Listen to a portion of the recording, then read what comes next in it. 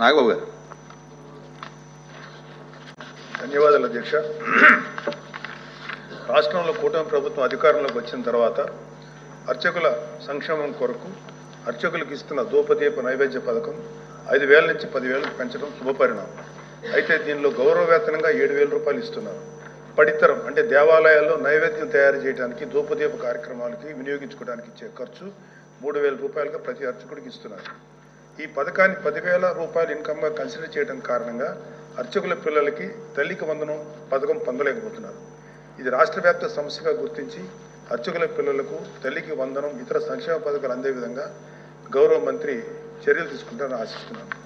ఏ సంక్షేమ పథకంలో అయినా లబ్ధిదారులను గుర్తించడం అనేది ఒక నిరంతర ప్రక్రియ. శ్రీ నారా లోకేష్ గారికి తీసుకెళ్ళని మరొకసారి వారి దృష్టికి తీసుకొస్తున్నాం. తల్లికి వందనం పథకానికి అర్హులైన ప్రతి లబ్ధిదారునికి న్యాయం జరిగే దిశగా శ్రీ నారా లోకేష్ గారు కృషి చేస్తారని విశ్వసిస్తున్నాను. Thank you.